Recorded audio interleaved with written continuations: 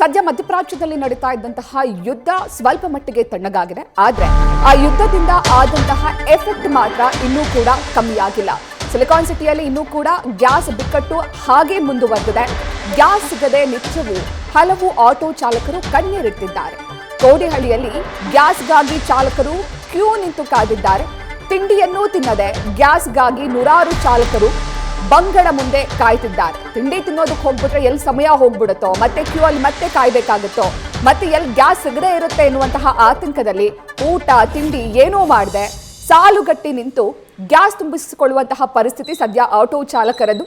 ಬೆಂಗಳೂರಿನಲ್ಲಿರುವಂತಹ ಬಹುತೇಕ LPG gas ಬಂಕ್ಗಳು ಬಂದ್ ಆಗಿರೋದ್ರಿಂದ, ಕೆಲವು ಬಂಕ್ಗಳು ತೆರೆದಿರೋದ್ರಿಂದ ಅಲ್ಲಿ ಗ್ಯಾಸ್ ತುಂಬಿಸ್ಕೊಳ್ಳೋದಕ್ಕೆ ಅಂತ ಆಟೋ ಚಾಲಕರು ಕಿಲೋಮೀಟರ್ ಗಟ್ಟಲೆ ಕ್ಯೂ ನಿಂತು ಕಾಯ್ತಿದ್ದಾರೆ.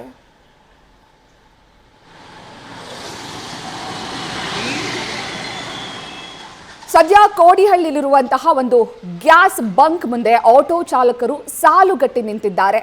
ಸದ್ಯ ಅಲ್ಲಿ ಪರಿಸ್ಥಿತಿ ಯಾವ ರೀತಿಯಾಗಿದೆ, ಆಟೋ ಚಾಲಕರು ಏನ್ ಹೇಳ್ತಿದ್ದಾರೆ, ಇದೆಲ್ಲದರ ಬಗ್ಗೆ ಕೂಡ ನಮ್ಮ ಪ್ರತಿನಿಧಿ ಚಂದನ ಒಂದು ಪ್ರತ್ಯಕ್ಷ ವರದಿಯನ್ನ ನೀಡಿದ್ದಾರೆ. ಬನ್ನಿ ನೋಡೋಣ. ಸಿಲಿಕಾನ್ ಸಿಟಿ ಬೆಂಗಳೂರಲ್ಲಿ LPG ಗ್ಯಾಸ್ ಅಭಾವ ಮುಂದುವರೆದಿದೆ. ಕಳೆದ 15 ದಿನಗಳಿಂದಲೂ ಕೂಡ ಆಟೋ ಚಾಲಕರು ಸಂಕಷ್ಟವನ್ನ ಅನುಭವಿಸ್ತಾ ಇರುವಂತದ್ದು. ಇದೀಗ ನಾವೀಗ ಕೋಡಿಹಳ್ಳಿಯಲ್ಲಿರುವಂತಹ ಒಂದು ಬಂಕ್ನ ಸಮೀಪದಲ್ಲಿದ್ದೀವಿ. ನೀವು ದೃಶ್ಯಾವಳಿಗಳಲ್ಲಿ ಗಮನಿಸ್ತಾ ಹೋಗ್ಬೋದು. ಅಂದ್ರೆ 1 ಕಿಲೋಮೀಟರ್ಗೂ ಹೆಚ್ಚು ದೂರ ಆಟೋ ಚಾಲಕರು ತಮ್ಮ ಆಟೋಗಳನ್ನ ನಿಲ್ಲಿಸ್ಕೊಂಡು ಗ್ಯಾಸ್ ಫಿಲ್ ಮಾಡ್ಕೊಳ್ಳೋದಕ್ಕೆ ಬೆಳಗ್ಗೆಯಿಂದಲೂ ಕೂಡ ವೇಟ್ ಮಾಡ್ತಾ ಇರುವಂತದ್ದು. ಅಂದ್ರೆ ಅನೇಕ ಆಟೋ ಚಾಲಕರು ಕೂಡ ಇನ್ನೂ ಕೂಡ ತಿಂಡಿ ಮಾಡಿಲ್ಲ.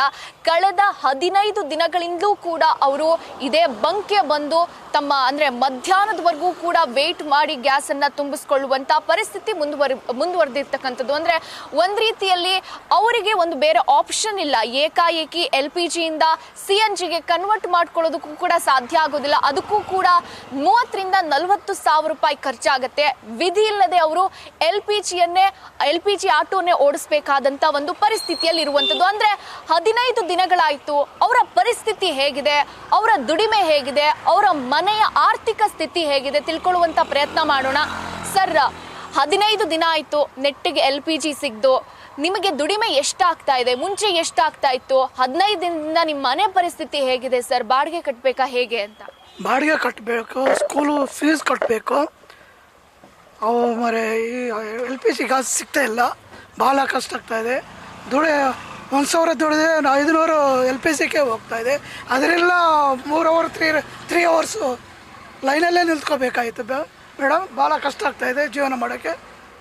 ಏನೋ ಸರ್ಕಾರ ಏನೋ ಹೆಲ್ಪ್ ಮಾಡ್ತಾ ಅಂತ ಯೋಚನೆ ಮಾಡ್ತಾ ಇದ್ದೀವಿ. ನಿಮಗೆ ಎಷ್ಟು ಜನ ಮಕ್ಕಳು? ಬಾಡಿಗೆ ನೀವು ಎಷ್ಟು ಕಟ್ಟಬೇಕು ಸರ್? 10,000 ಬಾಡಿಗೆ ಕಟ್ಟಬೇಕು. 3 ಜನ ಮಕ್ಕಳಿದ್ದಾರೆ.